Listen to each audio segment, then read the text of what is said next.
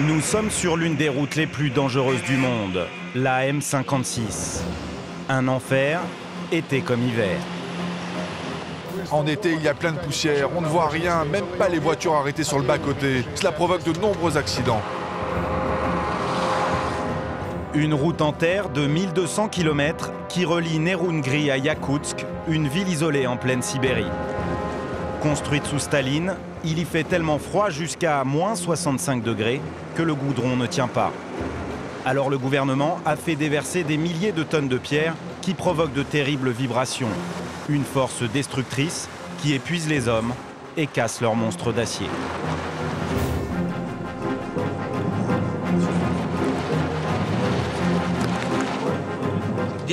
On paye des impôts pour maintenir la route en état, mais il n'y a pas de route. Au soleil, la route fond et la boue remplace les pierres. Une boue tellement liquide que les camions s'enfoncent parfois jusqu'aux portes. Sans aucun espoir d'être dépannés avant plusieurs jours, provoquant de gigantesques embouteillages. Pourquoi vous avez une arme? La population locale fait n'importe quoi. Ce sont des bandits de grand chemin. Ils barrent les routes. Les plus malins ont fait fortune sur cette route en pratiquant commerce et braconnage.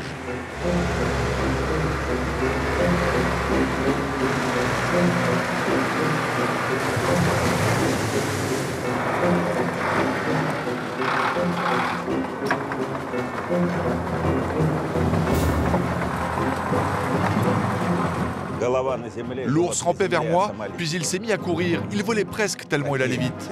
Ensuite, il m'a arraché la peau du visage, la peau du dos et l'épaule.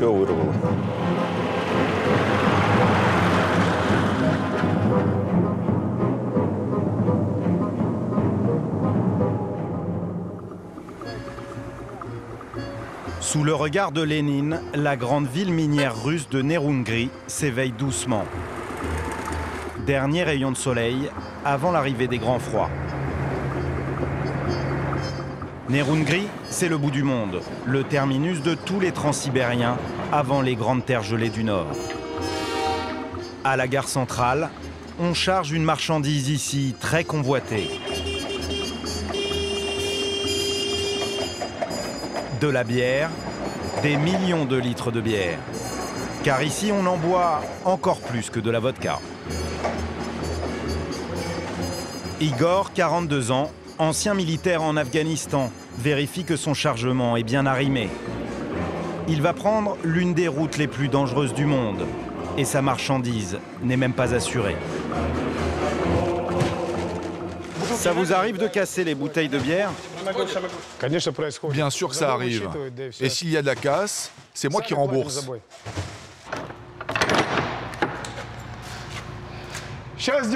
J'ai chargé 18 tonnes de bière.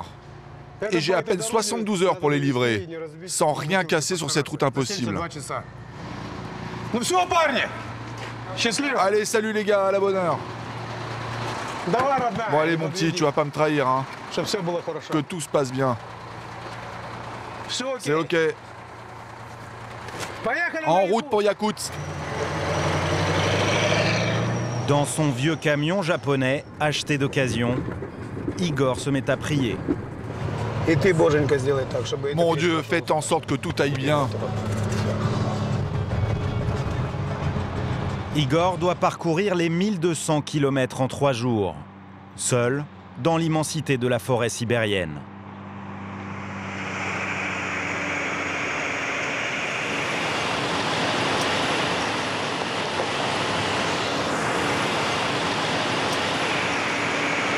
Il fait 35 degrés. L'enfer de la poussière commence pour Igor.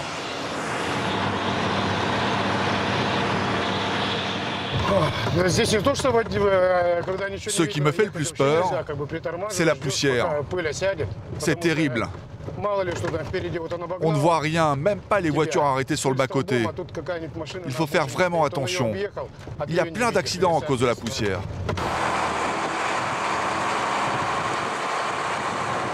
Quelques heures seulement après son départ, Igor est inquiet. Le temps vire à l'orage. La poussière et la pluie mélangées, c'est sa hantise. Lorsqu'il pleut et que toute cette terre se liquéfie, elle devient la route du cauchemar. Lorsqu'il pleut sur la M56, la poussière se transforme alors en boue. Les ornières peuvent atteindre 1 mètre de profondeur. Peu en réchappent et par endroits la route s'effondre, entraînant les camions dans le fossé. Le seul moyen de s'en sortir, c'est de ne pas s'arrêter. Ce jour-là, ce chauffeur ivre, lui-même embourbé, a provoqué un embouteillage monstrueux. Des centaines de camions bloqués sur plus de 100 km.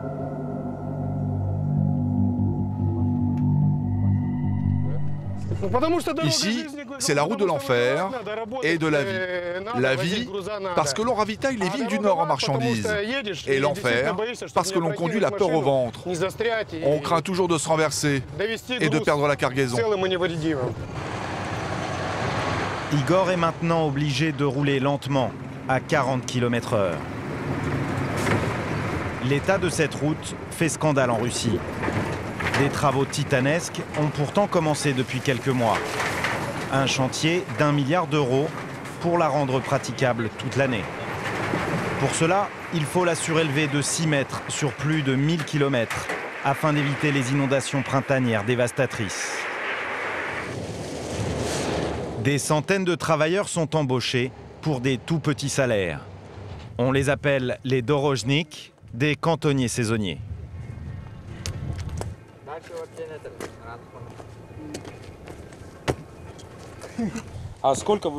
Depuis combien de temps vous travaillez ici? On n'est pas embauché à l'année, on est juste journalier. Vous êtes de la région? Non, on vient du Nord. On nous a fait venir ici. Et vous faites quoi dans le Nord? On est berger.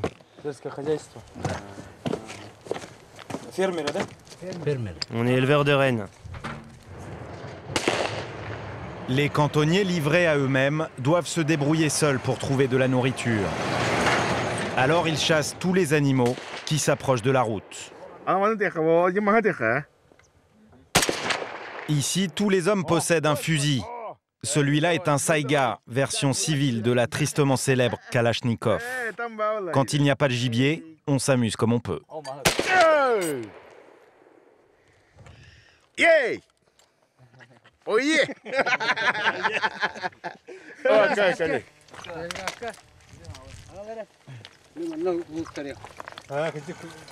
Les cantonniers se livrent maintenant à un rituel chamanique yakoute pour demander la protection des dieux et déjouer le mauvais sort.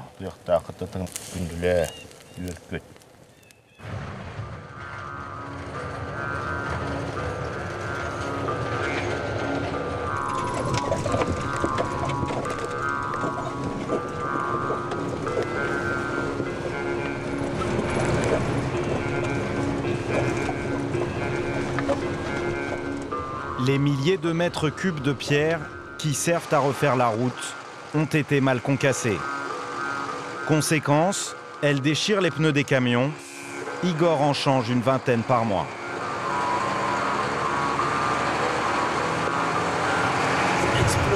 Sur la route, des restes de pneus éclatés. Les camions, souvent trop chargés, deviennent de véritables bombes roulantes qui peuvent se renverser à tout moment. Les crevaisons sont régulières, alors sur cette route isolée, la règle, c'est l'entraide. Igor s'arrête, un chauffeur vient de crever. Allez, arrête de te prendre la tête avec ce pneu pourri là, jette-le. Les pneus usés finissent dans la nature. Ils sont des milliers à joncher le bord de la route.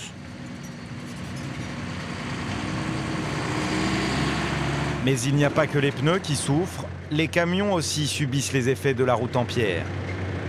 Plus loin, un chauffeur malchanceux attend les secours depuis 2 jours. Le châssis de son camion n'a pas supporté les vibrations, le métal s'est déchiré et son container est tombé dans le fossé. C'est comme si j'avais travaillé gratuitement pendant un mois. Tout ce que j'ai gagné va servir à rembourser la marchandise.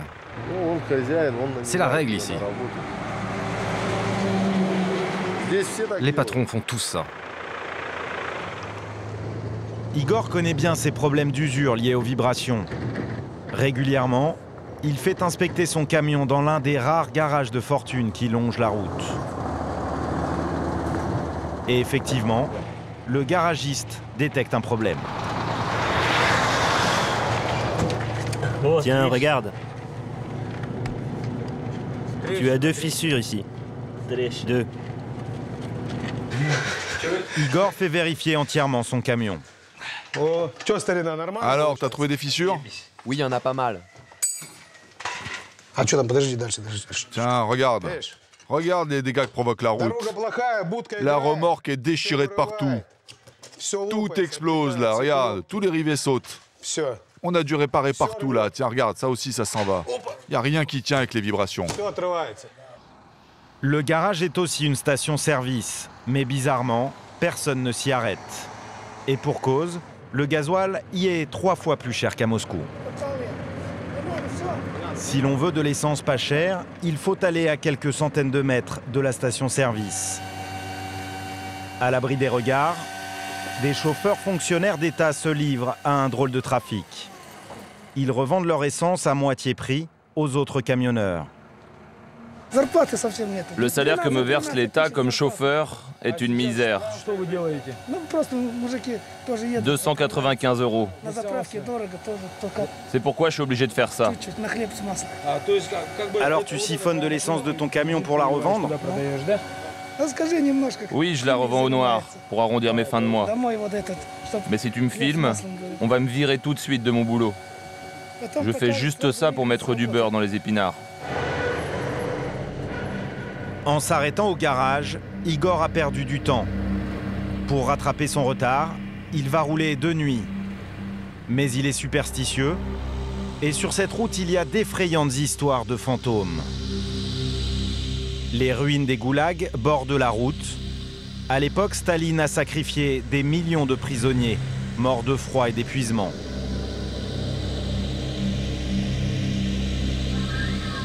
La nuit, leurs fantômes terrorisent les chauffeurs.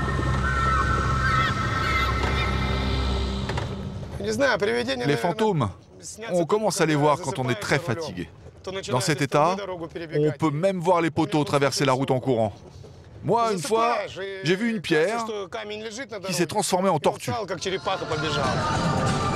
La nuit, Igor craint moins les fantômes que les attaques. Alors, pas question de s'arrêter pour une voiture en panne. Cela fait 18 heures qu'Igor conduit son camion. Il combat la fatigue, la musique à fond.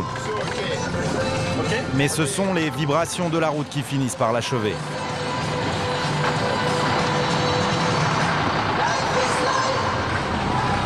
À bout de force, il craque, stoppe son camion sur le bord de la route.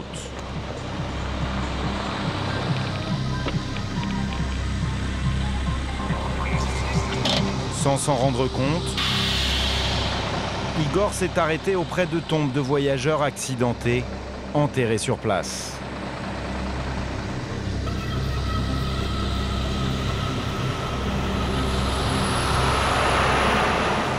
Réveillé par un camion, Igor aperçoit les tombes et repart aussitôt.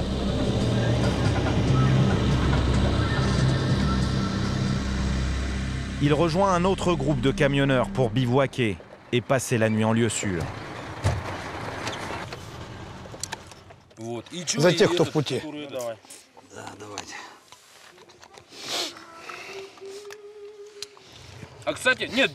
J'ai entendu dire qu'un chauffeur mort était devenu un fantôme et qu'il faisait des signes au camion. Oui, ce mec roulait sur la route et son cardan a cassé. Il est sorti réparé par moins 45 degrés. Il a refixé le cardan avec ses épaules. Il l'a revissé et a jeté la clé à molette loin de lui. Quand il a voulu sortir, il s'est rendu compte que sa tête était coincée. La clé était hors d'atteinte. Il est resté comme ça, à genoux, 4 jours, et les voitures passaient à côté, mais voyait un homme qui réparait son camion à genoux. Jusqu'à ce qu'un gars passe et découvre qu'il était mort, gelé depuis très longtemps.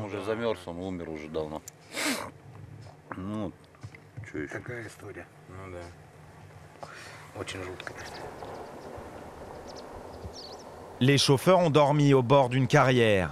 La région en est truffée. Ici, nous sommes au pays du métal jaune. L'autoroute M56 traverse Aldan, la ville de l'or. Les sociétés minières éventrent la nature pour trouver le précieux métal. Ici, il y a 6 mois, il y avait une rivière. Ce Far Est sibérien attire toutes sortes d'aventuriers. Et pour tous les chauffeurs, le rendez-vous, c'est le bar de Rassim Azamov, un Azerbaïdjanais arrivé il y a 10 ans. Il a fait fortune dans le commerce.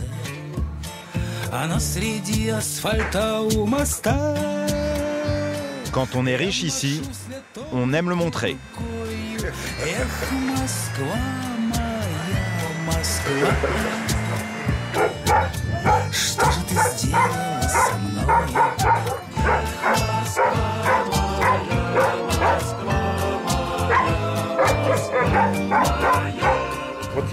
D'abord, il va bien le sentir.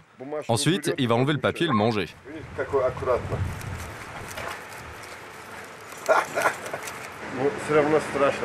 Et vous, vous chassez? Non, non, moi je ne chasse pas. Moi j'ai peur. Allez, montre ta langue. Rassim n'a pas que des ours, mais aussi des dents en or et beaucoup de projets immobiliers. Moi, je bâtis des immeubles ici. Ça fait longtemps qu'on n'a pas construit dans la région. Et voilà mon œuvre. Cet immeuble de 6 étages. Au milieu de la Sibérie, Rassim rêve de New York. Il va inaugurer un restaurant, investissement 1,5 million d'euros. Et Rassim a une idée. Bientôt, on va ouvrir une mine d'uranium par ici. On dit qu'il va y avoir plein de monde. Il va y avoir beaucoup d'ouvriers et 2 fois plus de population. Tous ces investissements qu'il fait, est-ce qu'il est sûr de les rentabiliser? Je suis pas pressé.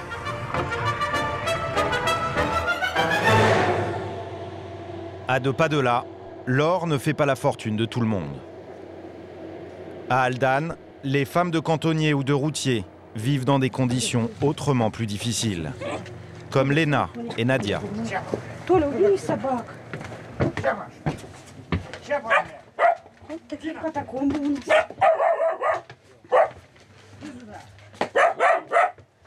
Alexis, ouvre la porte.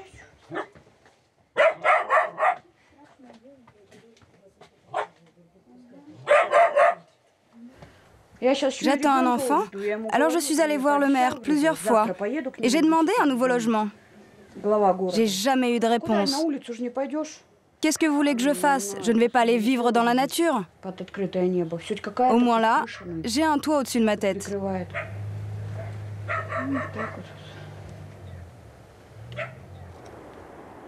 En Sibérie, la vie est très dure et la terre souvent ingrate. L'hiver dernier, la température est descendue jusqu'à moins 63 degrés. Cette année, la récolte est très mauvaise. D'habitude, les pommes de terre sont beaucoup plus grosses que ça. Avec ça, je ne sais pas si on va tenir tout l'hiver. Les autorités ne vous aident pas? Vous savez, notre ville est toute petite. Notre maire est très puissant. Je préfère ne rien dire, parce qu'il pourrait m'arriver des histoires. De la poussière, encore et encore. Après 1200 km parcourus en moins de 72 heures, épuisé, Igor arrive enfin près de Yakoutsk. Ça y est, on arrive à destination. On décharge ici.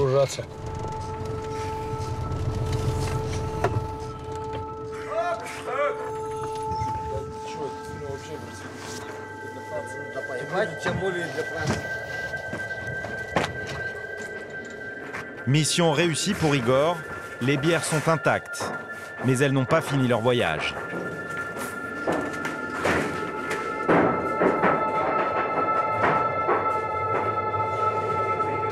Pas de temps à perdre pour Igor, il repart immédiatement en sens inverse, sans avoir dormi. Pour tenir le coup, il a un truc. Alors voilà ma recette. Mélangez du café soluble avec du Coca-Cola. Il n'y a rien de mieux pour se réveiller.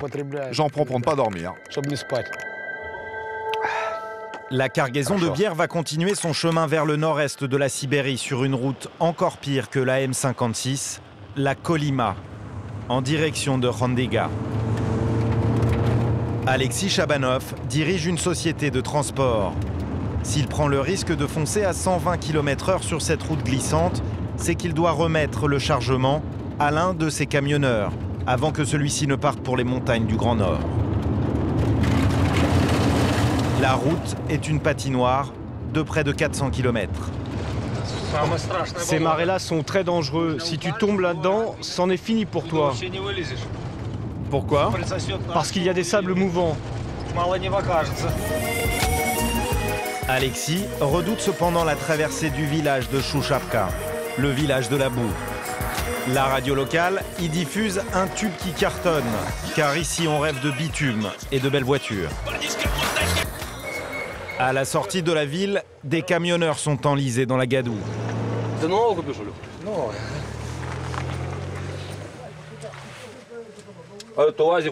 La camionnette était comme ça. Il a failli se renverser. Le camion est venu m'aider. Il voulait me sortir de là, il n'a pas réussi. Et il s'est embourbé. C'est parce que ça glissait. Et mon camion s'est progressivement enlisé. Regarde, c'est de la glaise. Elle est pleine d'eau. Elle devient liquide. Et mon camion est trop chargé. Et ici, la route est en pente. Merci à nos fameux cantonniers. On paye des impôts pour maintenir la route en état, mais il n'y a pas de route. Ils n'entretiennent pas la route? Si, mais ils mettent de la glaise sur de la glaise. S'il pleut, c'est dangereux. Et s'il pleut, c'est l'enfer. Chaque heure d'immobilisation me coûte de l'argent. Sur ce coup, je perds 12 000 €.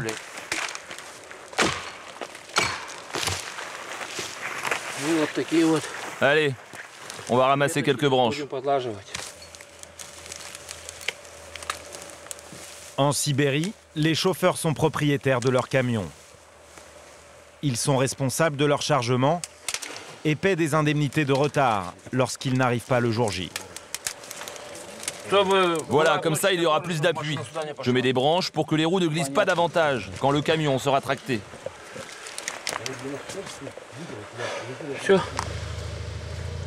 Attends, je vais démarrer.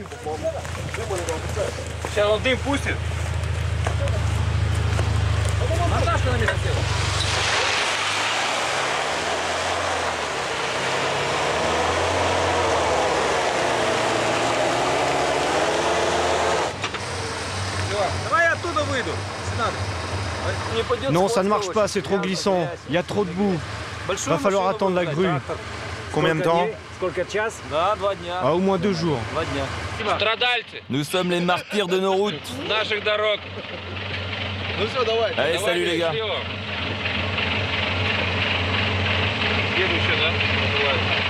La région n'est pas sûre. Des automobilistes ont été agressés. Alexis, lui, ne craint pas les attaques. J'ai un pistolet. Il vous sert à quoi? Je m'en sers pour me défendre.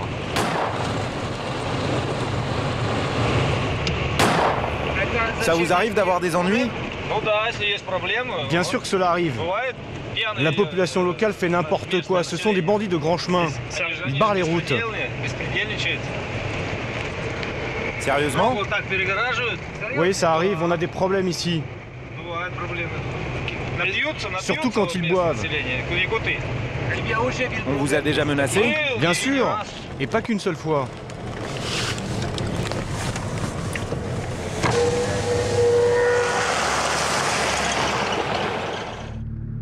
Alexis doit prendre le bac dans un endroit improbable. Aucun panneau n'indique cet embarcadère de fortune, perdu au milieu de nulle part. Après 3 heures d'attente, le bac arrive enfin. Allez, on y va. Une famille de Roms qui vient de Moscou a parcouru 10 000 km pour aller vendre des manteaux dans le Grand Nord. Il y a, paraît-il, du commerce à faire là-bas. La rivière semble paisible, pourtant le courant est très fort. Le vieux bac peinera 2 heures pour faire les 2 km de traversée. Bientôt en hiver, la rivière va geler et les voitures vont pouvoir rouler dessus. Le couple de Roms, de son côté, tente de négocier son passage. Je peux te donner un manteau à la place du prix du billet. Non, non, les gars, j'ai mes supérieurs qui me surveillent. Allez, un manteau. Vas-y, paye-le. Allez, 1300. C'est 1400. Allez, envoie un petit billet. Laisse-moi économiser pour la bière. 1300. Ça fait une journée que je n'ai pas bu de bière. Allez, cède. Ok. Tu as de la monnaie? Nous sommes de Tambov. C'est dans la région de Moscou.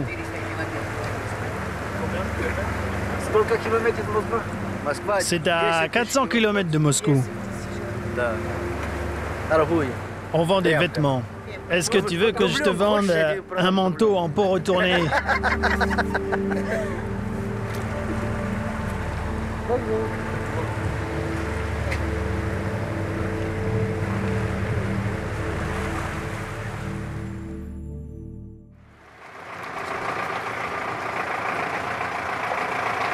Le lendemain matin, Alexis Chabanov retrouve son meilleur chauffeur, Nikolai.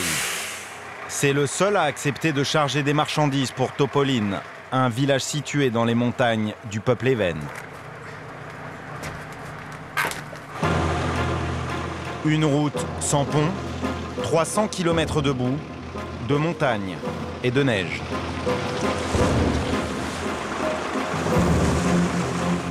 Cette route est difficile, personne ne veut la prendre. Seul un camion comme le sien, un ZIL russe à 6 roues motrices, a des chances de s'en sortir.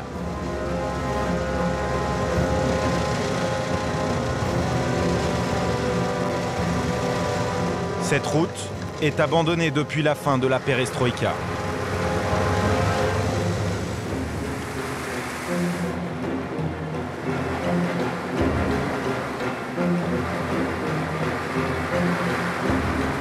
Il y a seulement 20 ans, les prisonniers du goulag assuraient l'entretien. Alexis regrette un peu cette époque.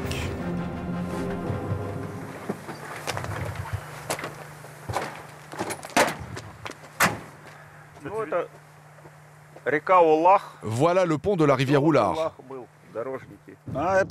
Ce sont les prisonniers du goulag qui ont bâti tout ça. Ils travaillaient sous garde armée. Ils ont construit la route et les ponts.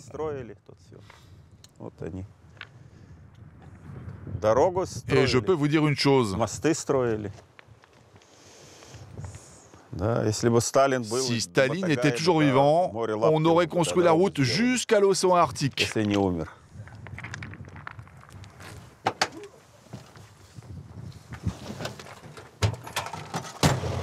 Nostalgique, Nikolai a connu la route quand elle était lisse comme un parquet.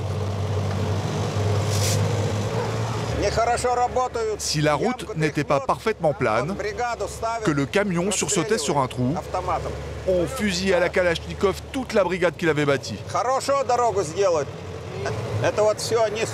Alors cette route à l'époque, elle était lisse, comme une table de billard. Et comment ils bâtissaient? À la main? Les prisonniers l'ont construite à la sueur de leur front, à la force des bras. En hiver, ils se réchauffaient dans ces baraques-là. Ils les ont construites eux-mêmes. Beaucoup sont morts ici. Dans cette région des goulags, on a compté jusqu'à 200 000 prisonniers morts, victimes de froid et d'épuisement. Nikolai sait que la nature ici ne pardonne pas. Quand la pluie tombe, ou à la fonte des neiges, l'eau monte et tu ne peux plus passer. Il faut faire vraiment attention. Ici, une fois, un chauffeur s'est noyé. Il était pressé et il a quand même voulu franchir le gué. Le torrent a emporté son camion.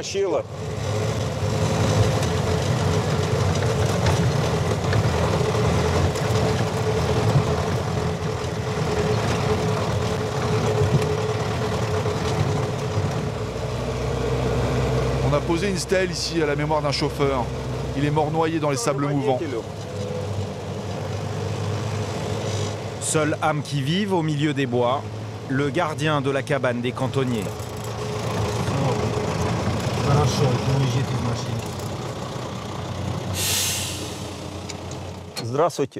Salut Boris. Tu as encore des gars qui vivent avec toi? Non, ils sont tous partis. Et comment est la route là jusqu'à Topoline? Elle n'est pas en bon état.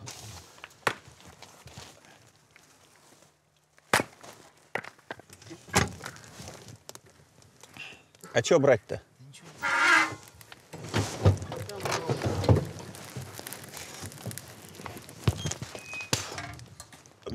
as vu des ours dernièrement? Ouais. Quand est-ce que tu les as vus? Avant-hier. Il y a un petit ours qui est venu. Je suis sorti, mais il était tard. Je ne voyais rien. Les chiens ont aboyé et il est parti. Nikolai, tu as déjà vu un ours de près? Oh oui, j'en ai vu un de très très près.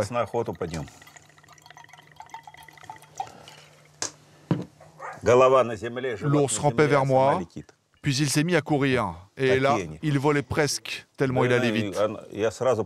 J'ai compris tout de suite qu'il allait me sauter dessus. Je l'ai frappé avec les poings parce que je n'avais pas d'arme. Mais il m'a quand même attrapé.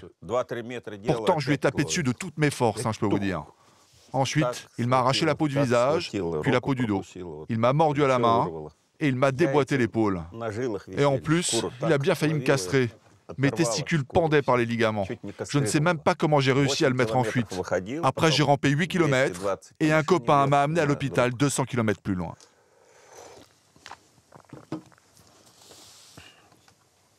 Il était grand cet ours? Ah non, il était moyen. Sinon, il m'aurait tué. Nikolai n'est pas un simple chauffeur de camion. C'est aussi le garde-chasse de cette forêt depuis 10 ans.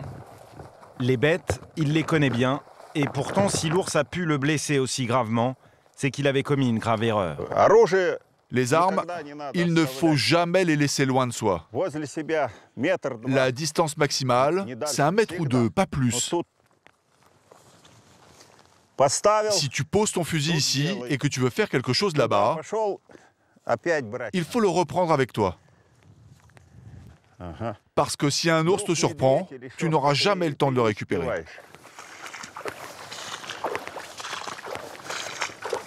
Traquées jour et nuit, les bêtes sont devenues agressives.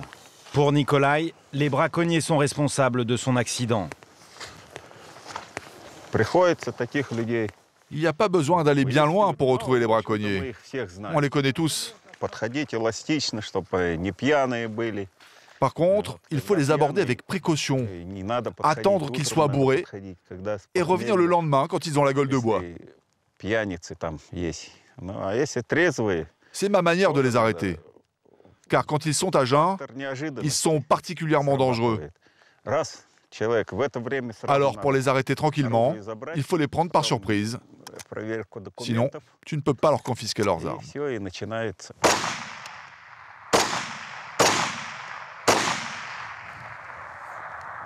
Yes!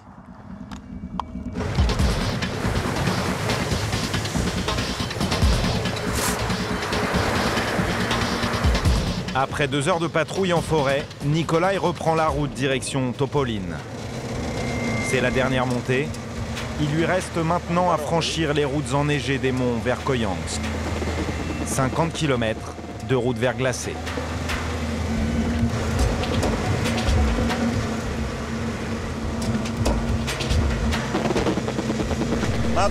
Quand il y a du vent, la neige se transforme en verglas. Et là, ça devient très glissant.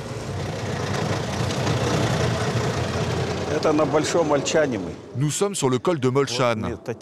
Ici, en hiver, le vent souffle tellement fort que parfois, il pousse les camions dans le ravin. Il y a aussi tous ces virages, très dangereux quand il y a beaucoup de neige. Au sommet, un étrange hôtel dédié à un dieu oublié.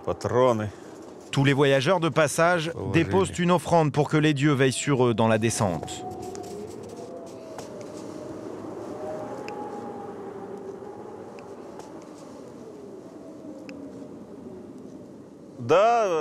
Si l'on ne dépose pas un petit cadeau, les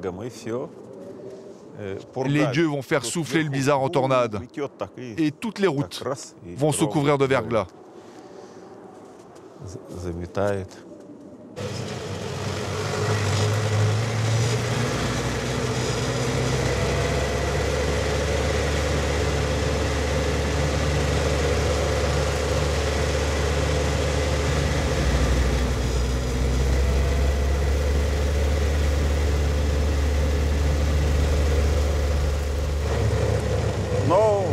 Avant, quand il faisait moins 60 degrés, on n'avait pas le droit de rouler.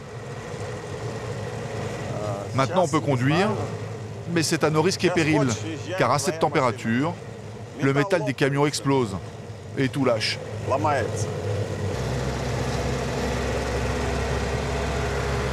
Nikolai a parcouru 300 km. Il arrive enfin à Topoline.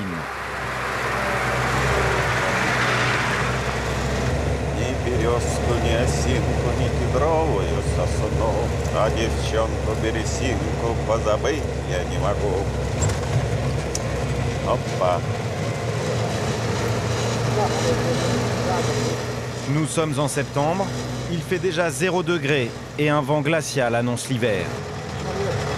Dans quelques semaines, les températures atteindront moins 60 degrés.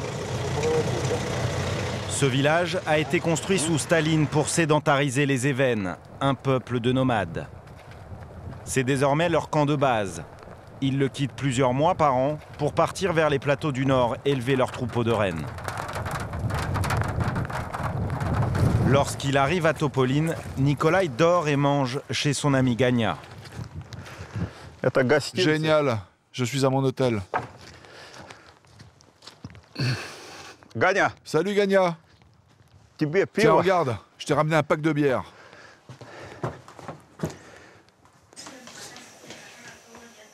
Oh. Eh oh, comment tu vas, petit? Ah, ça fait bien longtemps que je n'ai pas mangé chez vous. En l'honneur de Nikolai, la femme de Gania a préparé un plat de fête, de la truite locale. Et comme d'habitude, on trinque à l'amitié avec un verre de vodka. Non.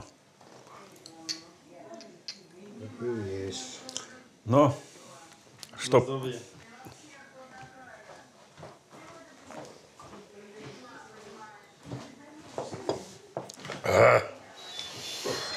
Ici, les hommes sont plutôt des taiseux et rudes, comme le pays.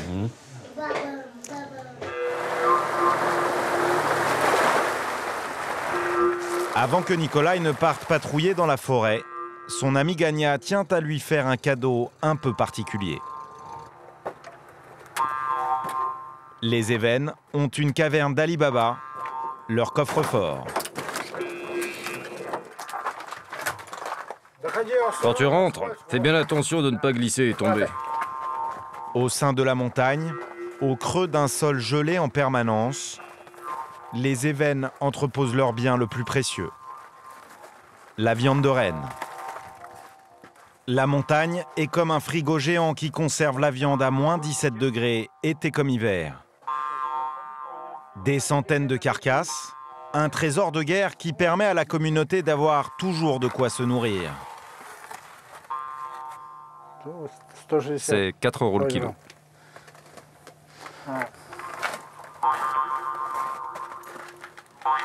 Le cadeau que réserve Gania à son ami est un cadeau d'homme, très prisé dans la région. C'est un pénis de renne qui, une fois cuisiné, lui donnera force et vigueur.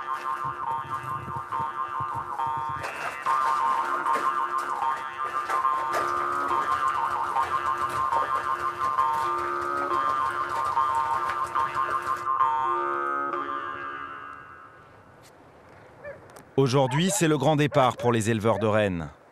Il faut prendre la route avant que l'hiver n'arrive et bloque la région pendant de longs mois. Plusieurs familles se rendent dans le Grand Nord retrouver leurs troupeaux, comme l'ont toujours fait leurs ancêtres nomades.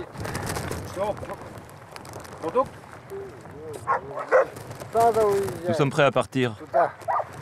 Nous allons dans le nord, très loin.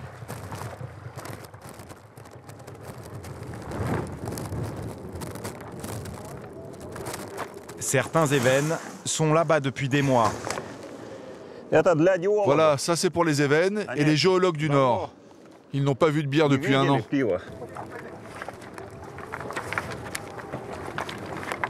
Ils emportent des pots pour résister au froid et des armes de guerre.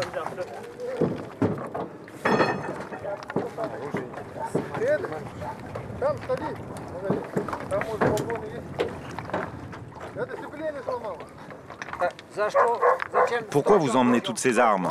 Parce que là-bas, il y a des loups et des ours.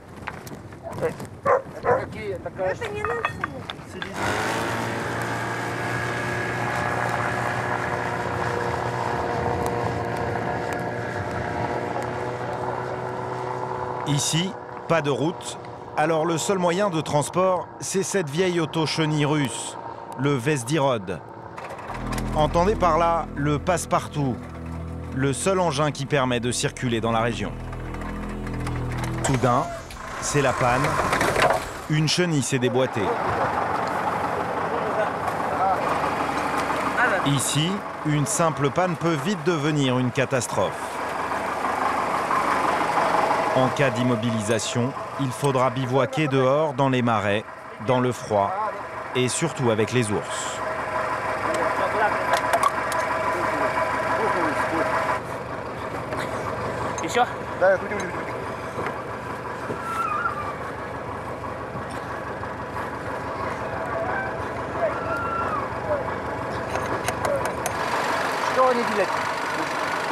Tout va bien, c'est juste la chenille qui a sauté. Ça va prendre du temps à réparer?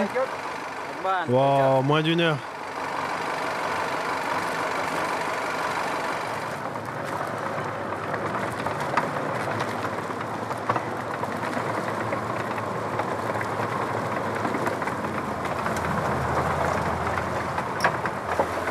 La nuit va bientôt tomber.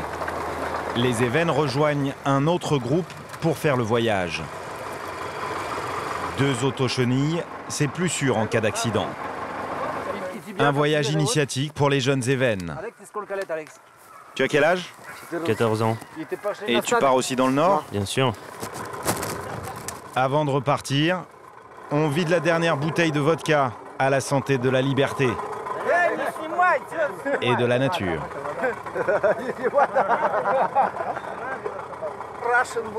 Merci à la vodka. Vous comprenez?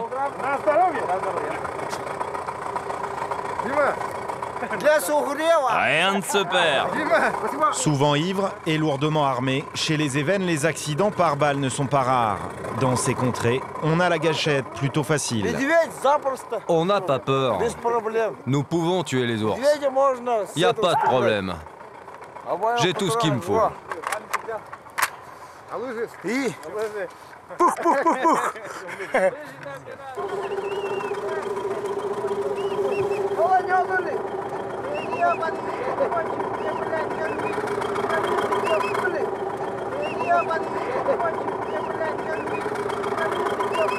Sur le toit du Vesdirod surchargé, hommes, femmes et enfants vont affronter la nuit et le vent froid qui brûle la peau. Enlève tes jambes, je vois rien.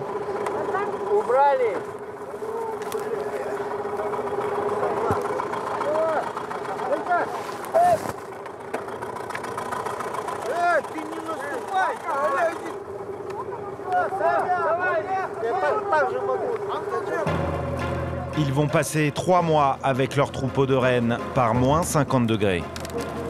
C'est pour cette liberté-là, comme le faisaient leurs ancêtres, qu'ils trouvent la force de faire cette route impossible.